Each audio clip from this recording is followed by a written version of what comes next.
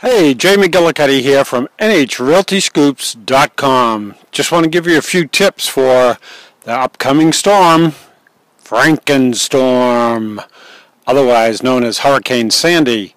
Probably one of the worst hurricanes we'll probably see on the East Coast in quite a while. So I want to give you some tips here to try to help get you through this. One of the things that Monica and I do is we fill our bathtub up with water, because you have to flush the toilets and so forth, and in case you ever need some boiling water, you get some there too.